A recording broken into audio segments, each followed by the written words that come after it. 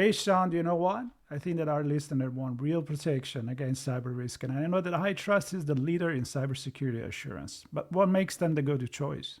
Well, according to our friends at HiTrust, because their framework covers 100% of the known tactics, techniques, and procedures, in 2024, organizations with a HiTrust certification had just a 0.59% incident rate, meaning 99.41 stayed breach-free. That's solid, but what about staying sharp over time? HiTrust's regular certification process isn't just a checkbox, it actually drives improvement. Repeat customers see up to 54% fewer corrective actions needed year over year. And now, with their new AI security assessment and certification, you can actually tackle AI risk with confidence as well. Then check out the iTrust framework. Go to hitrustalliance.net to learn more.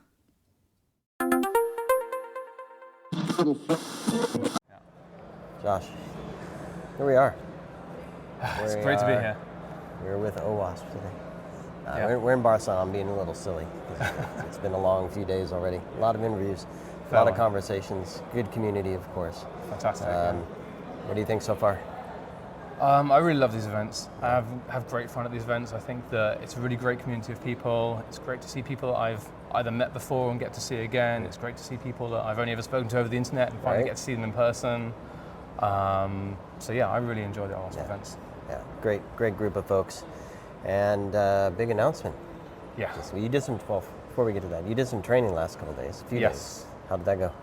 Training went really well. A really great class of people, very engaged, very interested. The course is about application security tools. Everyone's got DAST, SAST, SCA, every sort of acronym under the sun. They don't know what to do with them. They've got loads of findings, and the tool is all about, the course is all about, okay, what do I do with these findings? How do I build this into my organization? How do I actually make that process work?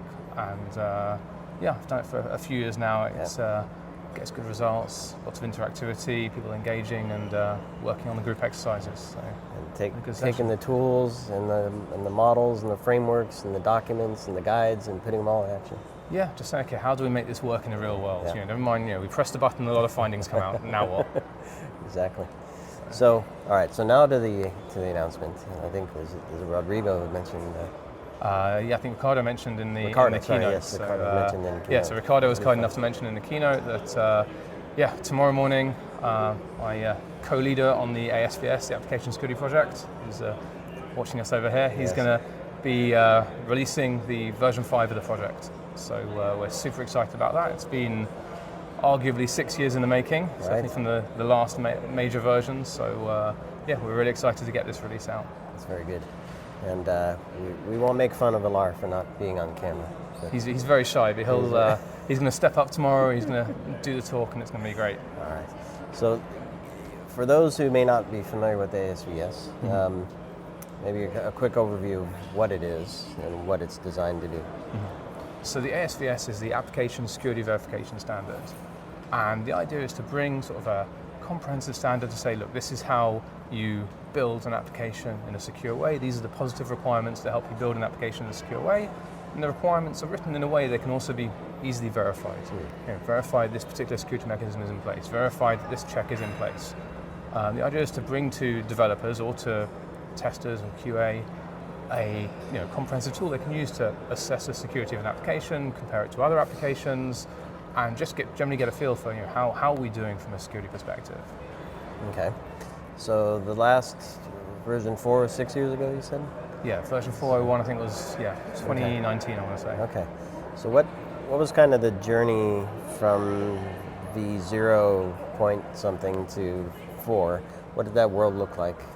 So it's a good question. So I can't remember exactly when the first version came out. Like the leaders have changed around over the years. So many years ago they started off with version 1 with a small number of requirements, and gradually sort of each version they gathered more requirements and sort of made it more sort of to try and cover some of the more modern issues and updated challenges that we see in the industry. And finally version 4 was quite a major update, and I got involved around just before the release of version 4 doing some of the review and the QA. I know and I was also involved in that process as well, sort of as individual contributors. And following the version 4 release, that's when we really got more involved and thinking about, okay, well, what's next now that we've got this major version. Right. So what are some of the highlights for V5 over V4? What can people expect in that? So our big focus overall was trying to make it easier to use and make it more accessible. On the one hand, we want it to be sort of a comprehensive resource. We want it to try and cover as much as possible. We don't want it just to be sort of a top 10 or a fragment of, here are a few things you need to do. We want it to be a comprehensive resource, but that comes with the size. That comes with a lot of requirements, and we wanted to make that easier to approach. We wanted to make it easier for organizations, teams to start using the standard, to get onto the first level of the standard. The standard's organized into 3 levels. Level 1, which is sort of the initial stage you want to get to. Level 2, which is sort of the normal, sort of more standard level of security, and then level 3 for the higher risk applications, the most risky applications, very sensitive medical data, very high value financial transactions. So we want to make it easier to get onto level 1, to comply with level 1 of the standard, and then see, okay, well what's next? Right. So back in level 4, I think to get to level 1, you had to already be doing something like 40% of the requirements or something, nearly 50% of the requirements, and we've now got that down to below 30%. It makes it just an easier start. It makes it a lower barrier to entry and help organizations get started and think about, okay, well, how do we move on from that? Got it. And so you've mentioned developers and QA, clearly 2 teams that work together to deliver something. Security is part of that as well. Yes. How's the guide speak to those constituents, and does it address any other stakeholders like line of business and, I don't know, the delivery teams and the IT folks, and does it cover that breadth, or what does it cover? One of the other things we've done in version 5 is to try and focus on the application itself. Okay.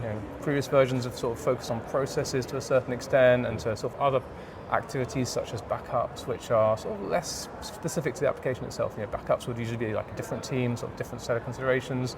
We've tried to focus it on the application itself, and to try and make sure that when we bring it to software architects, we bring it to developers, we bring it to QA there, we bring them requirements, we bring them considerations that are within their purview, or within what they're thinking about. And so we restrict it to the application, but at the same time we want it to be valid all the way through the application lifecycle. So from the original requirement stage, I've done talks in the past about using the ASVS to actually develop secure requirements before you've even started writing any code, all the way through to using it as a resource for design review, using it for developers to refer to as an implementation guide of, okay, well, when I'm writing this feature, what considerations might I need to put into place? We also make it so that organizations can add their own guidance. We very much encourage organizations to take the ASVS and customize it and extend it for their own organization, their own their own in-house mechanisms, and their own security requirements and security plans they have in place already. So, okay, we'll apply these to the ASVS as well, and you've got everything in this single point. Now, is it a guide? Because I'm picturing requirements that are a list of things that you would consider when you're building that might go into like a PRD, a product requirements document. Is that what it is, or how does that look from a? So the requirements tend to be, we try and make them relatively clear, but also not going into endless detail. The idea is it should a requirement, and that's one of the things we've worked on for version 5, is to sort of make the requirements say, what is the security goal here? What is the thing we're trying to achieve? How exactly you're going to implement that? Well, we leave that to other OWASP projects. If we look for example, at the Cheat Sheets project, there are some great guides for, okay, here's how you do security controls in Java, here's how you do security controls in .NET. And I think that by linking from ASVS and then using those additional resources for your specific case, therefore it means we can keep the ASVS at a manageable level of detail, but also provide resources onwards. Okay, well, let's expand on that. Let's provide wider guidance as well. Okay, very cool. Very cool. Well, I guess let's speak to, so a lot of my audience are security leaders that have decent practitioner base as well. What would you say to, let's speak to security leaders. How can they take what you've done with V5 and bring it into their program? What are some of the first steps they would do?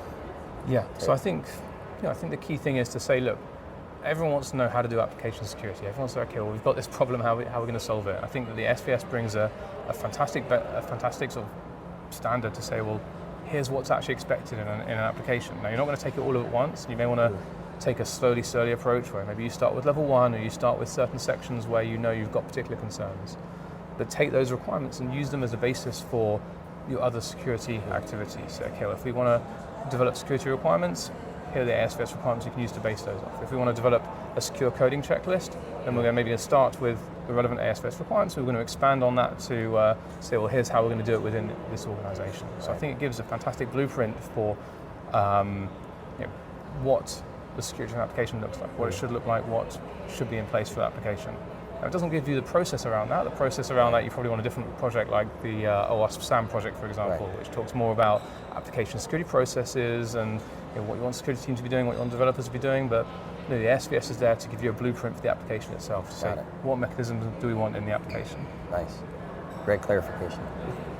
Appreciate that. The what else was I going to ask you? So I guess the teams will adopt this. I guess what I'm trying to figure out is the community is a big part of the conference. Mm-hmm. Does that carry over into an organization taking on the ASVS? Are there people behind it they can actually reach out to? Or obviously at events like this, they can get together, teams can get together and talk about projects and challenges and overcoming them, best practices and using the ASVS. But is there a team behind the project that people can reach out to, I guess is really the question. So we're lucky to have a great team of co-leaders, myself and Ella as well. It's two of the key co-leaders are here. Jim Manico is also a co-leader on the project. He had a lot of input into both previous versions and also this version as well. And also Daniel Cuthbert, who's been a leader on the ASVS for a long time. He's also provided a lot of input, especially around cryptography, which is sort of his one of his specialist interests at the moment. And then beyond that, we've got the working group, a group of people we got together to try and sort of more formally encourage other people to be involved in ASVS, and some other major contributors. And when I pulled off a report recently of how many people have sort of commented or contributed information or ideas or suggestions to ASVS, it was a list of about 200, probably more people who've had some input over the last few years to bring 5.0 to where it is. So cool. There's definitely a community around ASVS. We're trying to grow that community. Last year at the conference at Lisbon, we had the first sort of ASVS community morning, which was fantastic to get a group of people together to specifically talk about ASVS.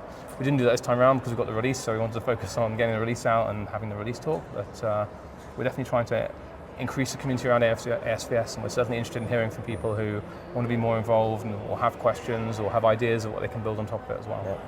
Nice one. Well, Josh, I appreciate you doing all the work first off. I definitely do not do all the work. Well, doing all that you do. Do the work that I do, the work that LR does, the work that the community do. But, of course, but certainly co-leading and bringing it to life. And so I appreciate that. I want people to recognize it. You do that out of the goodness of your heart, along with all the other volunteers. So it's an important thing to note. You've been involved with OWASP. I'm asking folks this question. When I say OWASP, and I want to address the audience here. When I say OWASP, what does it conjure up? What does it mean to you? So for me, OWASP is community. I think it's the group of people, it's a network of people who are sort of seeing similar challenges and trying to solve similar problems, sort of getting together, share resources, share ideas, give back to the community, and generally improve the state of software security. So I think the community aspect is really important. I think we have these fantastic events, we have chapter events, we have all sorts of opportunities to get people together. I know they've started up a virtual chapter now for people who don't live near a local chapter, so they can also be involved in OWASP activities. And I think it's a fantastic community, and I'm looking forward to see it continue to grow, not just in security, but also in developer spaces as well. Yeah, fantastic. Josh Grossman. Thanks very much. Amazing, thank you. Great chatting to you. Thanks everybody for listening, watching. Become an OWASP member, contribute to the projects, use them to actually build safer, more secure apps. And stay tuned, more coming from OWASP AppSec Global here in Barcelona.